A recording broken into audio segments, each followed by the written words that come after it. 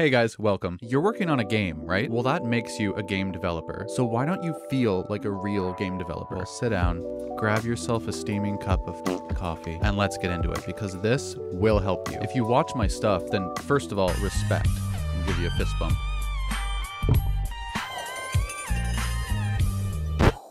You don't feel like a real game dev. I know you don't. Why not? It's imposter syndrome. Imposter syndrome is that feeling you get when you feel like a fraud or a fake. Like someone is gonna find out that you don't know what the hell you're doing and they're gonna laugh at you or judge you. It's a horrible feeling. Why do we feel that way when we're grinding away at our games day in and day out? I'll tell you how this plays out for me to help make this make sense. You're all gonna have your own sources of inspiration and your own idols. Mine is Team Cherry, the creators of Hollow Knight, and Eric Barone, the creator of Stardew Valley, and all of these people. I used to watch Thin Matrix every week. I think it was on Mondays, every single week. And this is back when he was working on his game Equilinox. I'm gonna leave a link to his YouTube channel as well as his Steam page down in the description below. The best way that you can support an indie dev is to buy their game and leave a positive rating on Steam. If you like casual, chill simulation games, then go and buy Equilinox. You're not gonna regret it. Thin Matrix, if you are watching this, I love you and I wanna be best friends. Please don't make me beg. I know you're out there. I know. And back then, he usually uploaded a video every single week, regardless of what his progress was like. And I got really super invested in his project, as well as him, just as a developer. He would show you some of his game progress, he would show you his little garden on his balcony, and he'd show you him cooking some fancy meal that week. Rinse, repeat. And I really took this stuff to heart. I wanted this guy's life. I looked up to him because he was a hard worker and he was just grinding away, living his best life, and it looked like a complete dream to me. It turned into something really unhealthy for me though, because on the one hand, I loved his content and I always looked forward to it. And on the other hand, I was super jealous and wanted his life. And I felt kind of bitter and resentful about mine and my circumstances. Back then I had maybe an hour a day to work on my game. That was before I quit my job. And here's where this can become a problem. When you let something that you really want become this idealized fantasy in your head. His life looked perfect to me. Now, when you watch a devlog, you're going to see progress. You're going to see challenges and solutions. And you're going to see some other dev working in a very different way than you were. They're going to have different life circumstances, they're going to have different game ideas, and they're going to have different knowledge and different skill sets than you. Now, this was just one developer I was following. Now, take that one and multiply it out by over 100. Do it with 36 developers instead of just one. Read books about game developers and all of the challenges they faced when they were making their games, and ultimately the success that they found. Watch Indie Game the movie. Watch countless hours of how video games were made. Listen to podcasts and interviews given from other developers talking about their process and how they made their game. Now, if you do all of that, what you're left with is a whole bunch of stories to compare your own with. Now, let me ask you this. When your mind is left to its own devices, is it ever nice to you? Is it ever on your side? Does it ever offer you words of comfort? Does it ever just make you feel good or encouraged? No, it doesn't, because your brain is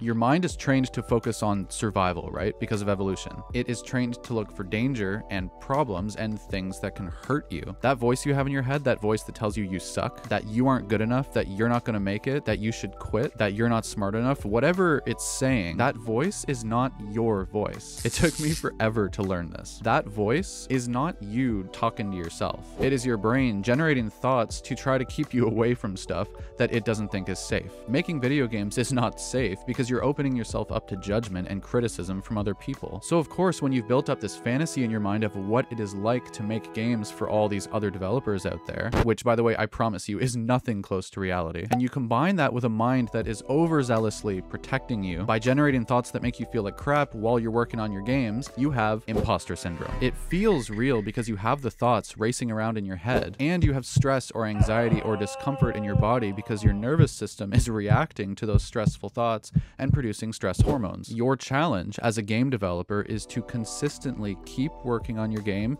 even when you feel this way. That's what your idols did. That voice that tells you you suck, it's not your voice. Don't listen to it. Guys, my entire sense of self-worth rides on numbers that go up and down on the internet. And unless this video gets 100 likes, my face is going to look like this forever. If you have any kind of a fantasy built up in your mind about what it's like to make games, nailed it! Those fantasies are not going to match your reality, ever. If you've been doing game dev for more than like 30 seconds, you know that it's not all unicorns and pixie dust. We live in a society that tells you to follow your dreams, pursue your passion, build your perfect life. The problem, I think, is that our idea of passion and perfect and dream, they're wrong. So I want to offer this thought to kind of help shift things around a little bit. Following your dreams is not just walking some yellow brick road. If you are willing to follow your dreams or pursue your passions, this means this thing is worth suffering for. This thing is worth me being uncomfortable for. Making a game is not going to be a fun experience the whole way through, I promise you that. It is both one of the most frustrating things I've ever tried to do and one of the most fulfilling things I've ever tried to do. If you can relate to that statement at all, then you are on the right path and you are pursuing your passion. Good job. It is not easy. Many people are going to refuse to support you. You will be judged by some people. You will make a lot of really, really stupid mistakes. No one's going to understand why it's taking so long. You're going to have to scrap things in your game that you really love. It's going to eat up your free time and it's going to consume all your thoughts. You will almost never feel satisfied with your work. You will hate your game at times and you will want to quit 1,000 times over, and you will have so many days where you just don't feel like working on your game. And that doesn't sound like pursuing your passion, right? But all of that is a big part of pursuing your passion. Knowing all that stuff is going to happen, but you're okay with it because releasing a game that you made makes it all worth it for you. So if you don't feel like a real game developer, it might be because your expectations of what you thought the journey was going to be like, it's not matching your reality.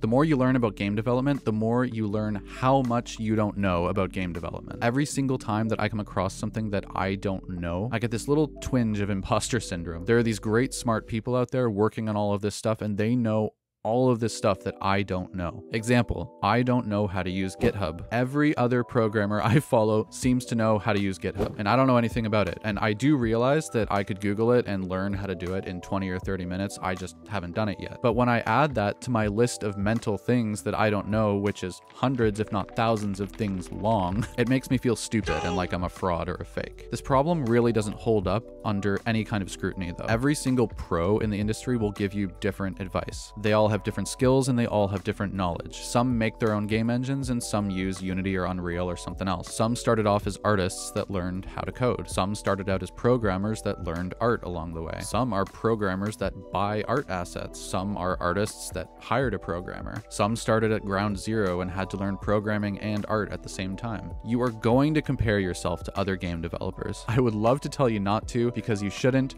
but you're human and you can't help it, so you are going to. And when you do that, you're going to notice discrepancies between you and the people that you are comparing yourself with. And if you're not aware of this when it's happening, this can kind of become your own personal proof that you are in fact a fraud and not a real game developer. Almost like you're doing something wrong if you don't do exactly every single thing the same way that your idol did. Your journey is never going to match anyone else's 100%. I read that Team Cherry worked 12 hours a day, 6 days a week for several years until their game was done. Someone fact check me on that. I can't do that. I don't have that much expendable time. If I work that much, then all the other areas of my life are going to crumble and I'm going to burn out. Because if I do that, then I'm giving all of my energy to the game and then I'm underachieving as a dad, as a husband, as a son, as a friend, all the other things that I am. There's no faster recipe for burnout than that. I have a different set of priorities than they did. That's literally it. That doesn't make them better devs, and it doesn't make me a worse one. No one knows everything. No one has it all figured out. And all the pros and all of the people that you idolize, they doubted themselves too. And they learned stuff along the way as well. They didn't just know everything from day one. And maybe,